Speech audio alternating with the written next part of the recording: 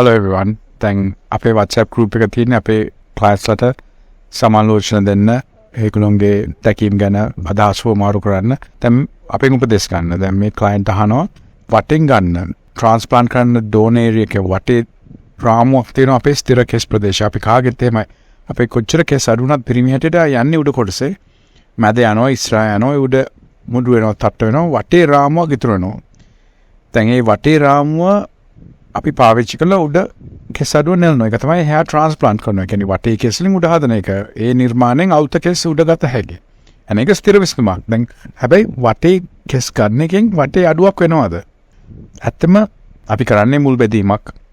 වටේ ගන්න කෙස් මුල ඒ graft එක ඉතින් ආයෙත් දෙන්නේ නැහැ. නමුත් ළඟින්ම කෙස් ගහක් එන්න පුළුවන්. මොකද යට අපි කාගෙත් අක්‍රිය මුල් තියෙනවා. ඒව dormant roots කියලා කියන්නේ dormant hair roots. එතකොට ඒකෙන් ළඟින්ම කෙස් ගහක් මතුවෙනවා.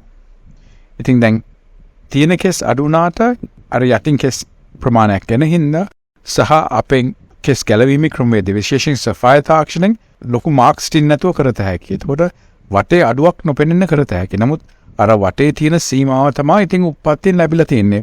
dormant සහ පේන්න තියෙන කෙස් ප්‍රමාණය. ඉතින් ඒකතුවෙන් තමයි අපි උඩ හදන්නේ. දැන් ඒකයි අපි කියන්නේ කාටත් සෆාය තාක්ෂණය කරන්න කියලා. මොකද සෆායකින් විතරයි උඩ ඝනකමට ගන්න පුළුවන්. අනිත් එක වටේ සංරක්ෂණය කරලා. ඒතර වටේ පෙනුම රඳවල උඩ හදන්නේ සෆායකේ. අනිත් තාක්ෂණය කරන්න ගියොත් වටේ එන්න අඩු වෙනවා. වටේ පාරවල් හිටිනවා. ඒ කලොක්කත් තැන්වල පාරවල් හිටිනවා.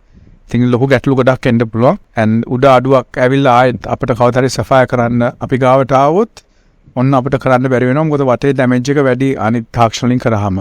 ඉතින් ඇවිල්ලා අපෙන් උපදෙස් ගන්න. ඒකත් එක්කම වටේ අලුතෙන් ගන්න බෙහෙතක් නැහැ.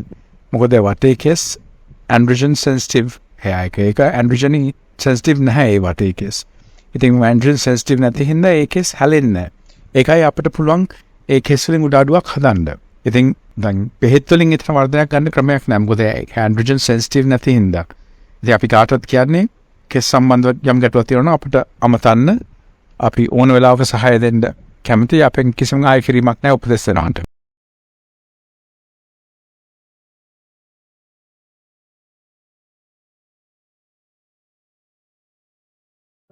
Use balance to control your carbohydrate intake.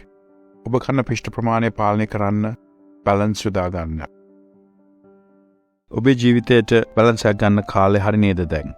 ලංකාවේ අප කන සීනි සහ පිෂ්ඨ ප්‍රමාණය අධික නිසා අපේ ශරීරය ඉතා තරබාරු වීමෙන් මේදස්තර වැඩි වීමෙන් ලංකාවේ ජනගහනයෙන් 33කට අධික ප්‍රමාණයකට දියවැඩියාව තියෙනවා. ඒක එන්න වැඩි වෙනවා මිසක් අඩු වෙන්නේ නැහැ. දියවැඩියාව ඉතා දරුණු ලෙඩක්. ඒකෙන් ඇස් නොපෙනී යාම, වක්ගඩු අක්‍රිය වීම, අක්මාව අක්‍රිය වීම, රුධිර වාහිනී රෝග, ආඝාතය, ස්නායු විනාශ වීම, ඒ ආදී නොයෙකුත් ලෙඩ රෝග හැදෙන්න පුළුවන්.